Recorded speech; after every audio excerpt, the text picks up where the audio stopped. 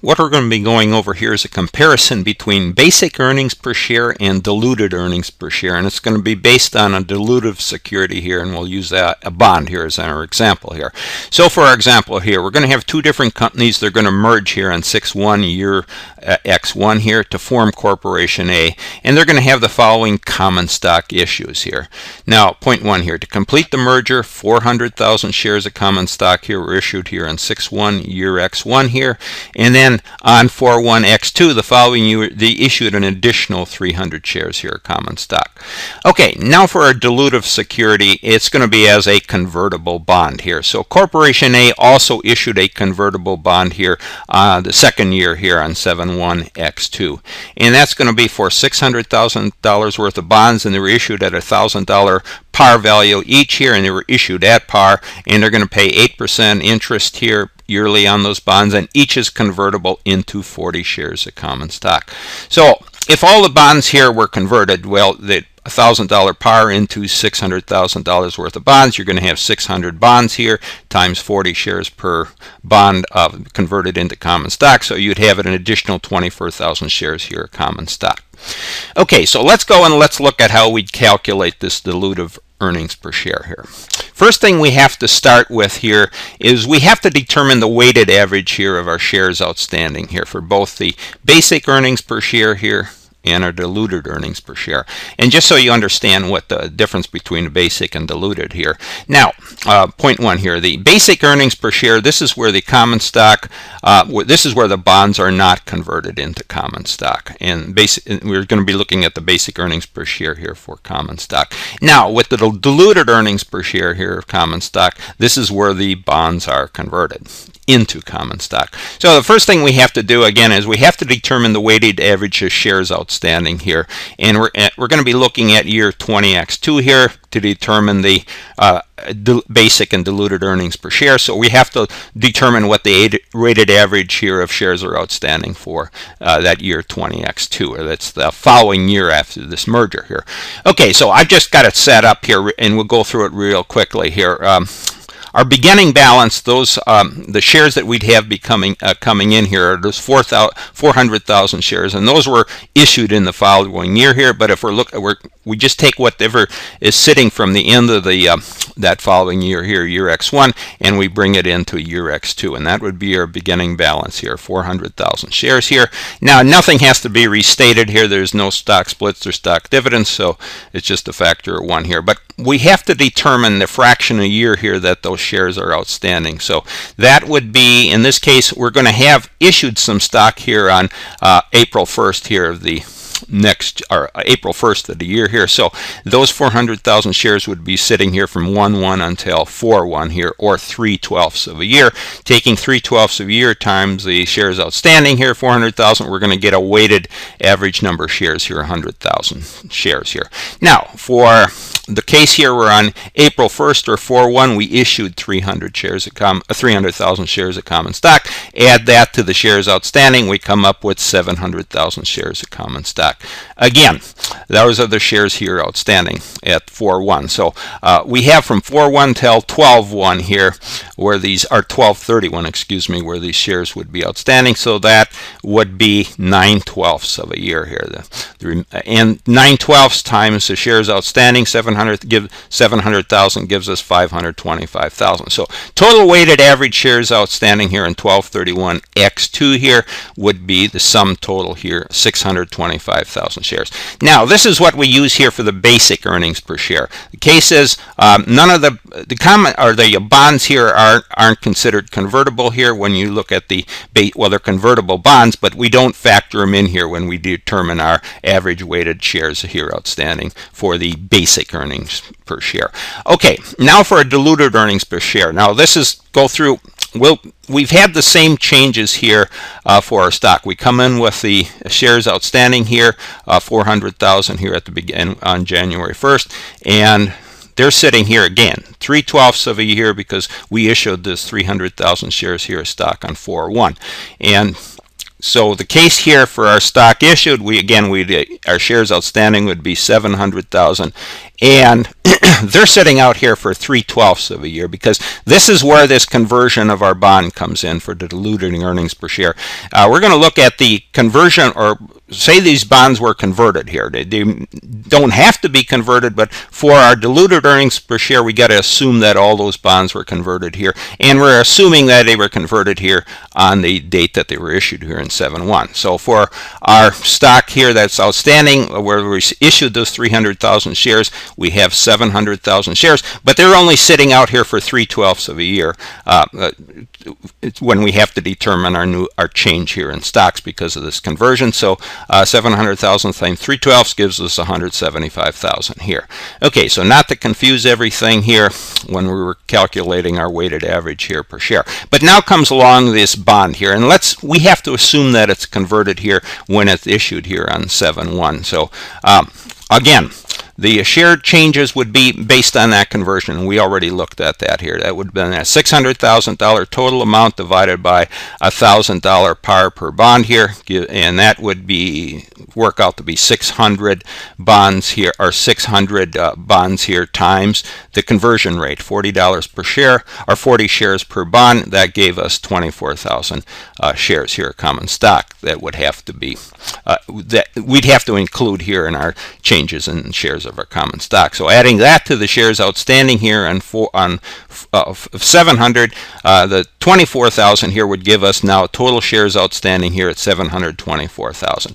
And remember, they're sitting here from 7/1 until 12/31. 6/12 of a year here times those shares outstanding is going to give us the 362,000 here. Sum up all our weighted averages here for the years here, again, would be 637,000 here. That's based on our diluted earnings per share. With diluted earnings per share, you have to include here those convertible bonds or our convertible security, and we've done it here at the issue date, and we had to determine the number of shares that were affected, or what their equivalent shares would be in common stock upon their conversion. Okay, so now we've calculated here our weighted average here of shares outstanding for our diluted earnings per share here, and also our basic earnings per share. So you can, just looking at the difference here, basic earnings per share, we had 625,000 here for weighted average versus the diluted earnings per share here is 637,000. Only because we had to include the conversion here of those convertible bonds. Just assume they were all converted here at the issue date. But again, everything is based on the fraction a year here that our shares are outstanding, and we have to calculate our shares outstanding here based on those share transactions. Okay, now let's go down and let's look at how we'd calculate our diluted earnings per share. But first thing, let's look at our formula here. And this is our equation or a formula here. It's for diluted earnings per share here. We take our net income here, and what you have to understand, this net income here included the expense of the bonds for that, the interest that was paid on the bonds here for the period that we're looking at here, from the issue date till the end of the year here. And what we're going to do here with the diluted earnings per share, we're going to convert those bonds here assume the conversion of the common stock at the date that they were issued here. So what we have to do when they were, say these bonds were converted here at the date. So we wouldn't have been paid based on that conversion here. We wouldn't pay any interest on those bonds here for the year because they would have been converted. And what we would have to do is the net income here included that bond interest expense, but since they were converted, we wouldn't have any interest expense here, or the interest expense would have been a deduction to our net income. So based on the conversion, we have to add this bond interest expense back here, but it has to be net of taxes. Always remember that net of taxes, and we'll go look at that. When you're using these dilutive earnings per share, you're always working net of taxes. So add that interest expense back here, and then for our shares, number of shares here, those would be the shares here without the conversion here, but based on the fact that we're converting those bonds into common stocks here, then we have to add the number of shares that are being converted. And again, this is at the issue date. Okay, so let's go up and let's look at our calculation here. Again, this is where we're going to calculate our diluted earnings here per share. Okay, so let's go back to our situation here for calculating. We're going to be looking at our net income here after tax for the basic earnings, and we're going to be given that here for our problem. Let's just assume here it's $770,000. That's basic for basic earnings after tax. Now remember, this $770,000 here included the bond interest expense for the year here. So it would have been our earnings here would have been reduced here for the year here for our basic earnings would have been reduced here by the amount of that interest expense on those bonds. Now, what we have to do is we have to determine the net income here after tax here for the diluted earnings here, and we're going to come up with $784,400. And that's really the reason.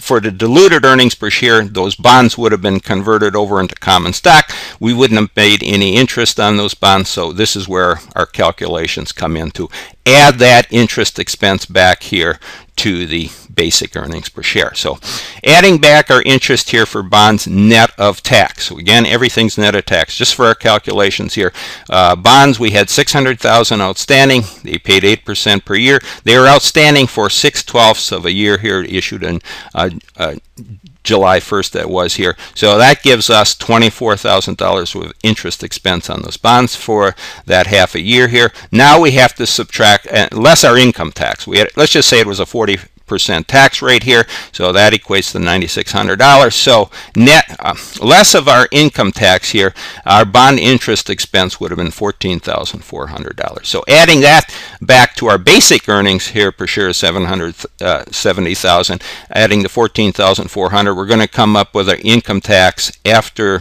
for the diluted earnings here, $784,400. Now going to our general equation here, what this $784,400 really represents here is the $770,000 here in our basic earnings per share that we had up here. But now we are adding back this interest expense net of any tax. That was that $24,000 here interest expense for the bonds for the year here, for that 6-month period here. But we will take a time, this is the general formula that you should use here. You take it times 1 minus the tax rate here. So whatever we calculated up here, this is what it represents over here. So we take the 24,000 here times 1 minus 40%, the tax rate here, which after subtracting that out equals 60% here times $24,000. But just remember here, you take whatever your interest expense is here for those convertible securities, in this case the convertible bonds, times 1 minus the tax rate. So there you're adding this adding back your interest expense on those bonds here net of tax. So we did our calculations up here only to show what it represents down here. Okay, so doing your division here, and then the 637,000 shares here, that was the weighted average here of shares outstanding for the diluted securities that we calculated out here. That was you can look at it up above here, but that was for diluted securities. So doing our division here, our diluted earnings per share here would be $1.23 per share. Okay, fine. So we've calculated our diluted earnings per share here for common stock. This is where the bonds were converted to common stock at the issue date. Okay, so we've taken care of that. So now let's go and let's look at our, okay, let's move over here. Okay, now let's just look at our basic earnings per share here of common stock. Now this is where the bonds are not converted into common stock. So again, we start out with our net income here after tax for the basic earnings per share, and that's the amount we were given here at $770,000. So that's what we were using here for when we're starting out with our amount here for our diluted earnings per share. That was in our example here. Okay, so what we would do here, we just take the $770,000 here now, for that was the income after tax here, and that included that interest expense on the bonds here for the year here. So $770,000, we just divided by the weighted average here number of shares for the basic earnings per share, which didn't include any of those common stocks or bonds that were converted into common stock. So that's $625,000. We come up with the basic earnings per share at $1.23 per share. Okay, and then comparing it to our diluted earnings per share, this is where the bonds were converted into common stock. We went through those numbers already. We came up with the same amount, $1.23 per share here. Okay, so really what we're looking at here, the basic and the diluted earnings per share here are equal.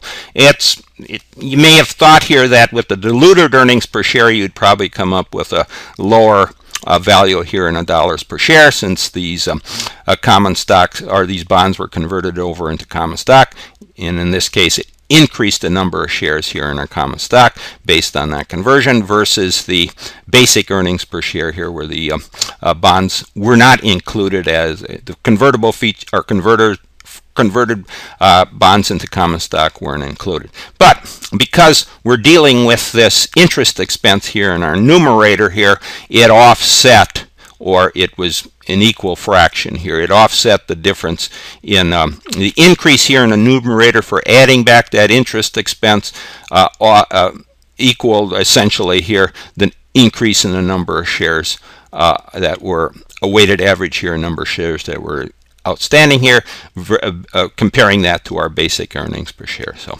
you have to come up, you have to do these calculations here and determine what your diluted earnings per share here would be when you have those convertible securities, and you also have to determine what the basic earnings per share here when you have the diluted or the convertible securities here. But remember, when you're for the basic earnings per share here, you're not converting any of those convertible securities over into common stock, whereas with the diluted earnings per share, everything has to be based off the conversion of those securities here into common stock. But in this case, there really isn't a difference, but it should be so noted in the financial statements. Okay, so that's our discussion and our summary here on basic earnings per share here, again for common stock, versus the diluted earnings per share here for common stock.